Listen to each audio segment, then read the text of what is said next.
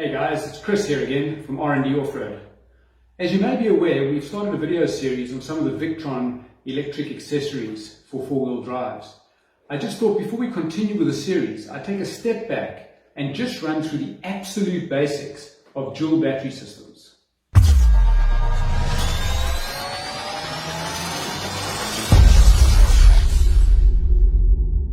So you've gone out, you've bought a four-wheel drive. You've then seen a special offer for a fridge and you realise you're going to be spending a bit of time camping, so you go out and you buy a fridge, which then needs powering.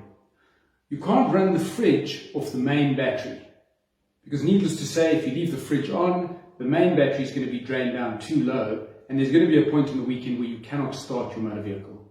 So what we then need to do is we need to add on a second battery, the auxiliary battery, onto the motor vehicle itself to run the fridge, auxiliary lighting, and possibly a water pump as you start growing your accessories. So before you go off and start doing homework as to exactly how this all works, here's a very short breakdown of why and what one needs when having an auxiliary battery system fitted to your motor vehicle. So at this point, we have a camping fridge, we have a crank battery, and the crank battery in the motor car is your starter battery, which is charged by your alternator. So we have a certain amount of input going on this side, and on this side of the board we have output. Your first item being your camping fridge. Sooner or later you're bound to get some auxiliary lighting and maybe a water pump. All of these items need power, and as I've mentioned earlier, cannot be powered by the cranking battery, because you're definitely going to get yourself into trouble there. So we need to add an auxiliary battery to the system. When you go out shopping for your deep cycle auxiliary battery, you'll notice that there are a myriad of different options on the market. And I'm not going to go into all the details right now of the different batteries. They range from AGM, gel, lithium are the latest craze, which are phenomenal. The bottom line is depending on your budget and your application, sit down with somebody who has a good idea of what is available and discuss it in detail before you go out spending the money on the item. We need just a brief understanding of the difference between a crank battery and the auxiliary battery. And I heard quite a nice analogy this week. A gentleman was calling the crank battery a sprinter. It's designed for power to be drawn from it very quickly, and your alternator is then designed by the motor manufacturers to put power back into it very quickly. And that is the basis of that system. A deep cycle battery is more like a marathon runner, where it needs to last a long time. So the battery is designed to discharge over a long period of time, but then in turn, when it gets recharged, it's a lot longer, slower process to get the battery back up to 100%. And this is where most basic battery systems fall short, because modern day alternators, and even slightly older alternators, are not able to charge both the crank battery and the auxiliary battery back up to 100%.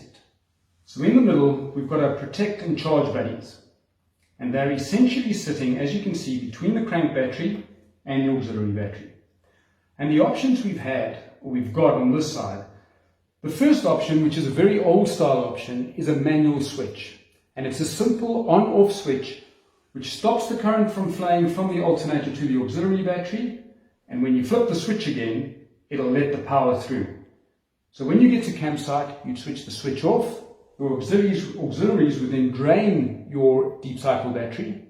Once you start your car again, you switch the switch on, and that'll allow the power to flow through to your auxiliary battery and recharge it as best the alternator could. Needless to say, with the manual switch, again you have the risk of forgetting to engage the switch, and you in turn have a very flat auxiliary battery. Along came the solenoid. The solenoid eliminated having to worry about engaging and disengaging the switch. The minute you start the car, we have a wire off the solenoid connected to the ignition. The ignition activates the solenoid, which immediately connects the two batteries, and the alternator then charges both. When you turn the ignition off, it disconnects the solenoid, breaking the link between the two and keeping the auxiliary side safe from the crank battery side.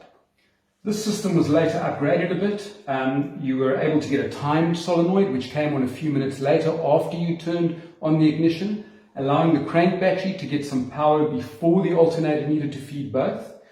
And at the same time, they were also bringing out items called heavy-duty relays, which is a very similar system, but it's a sealed unit and an electronic-based unit. All three of these units, as I explained earlier, you had an alternator designed to charge a crank battery. The same alternator was now trying to charge a deep cycle and a crank battery at the same time. Not as efficient as we'd want it to be, needless to say. So, the last couple of years, the best thing since sliced bread has hit the market, and that is the DC to DC charger. Well, I hope that little chat about auxiliary battery systems has helped. And yes, the DC to DC charger, the cat's in the bag, is not being released in this episode. See you guys later.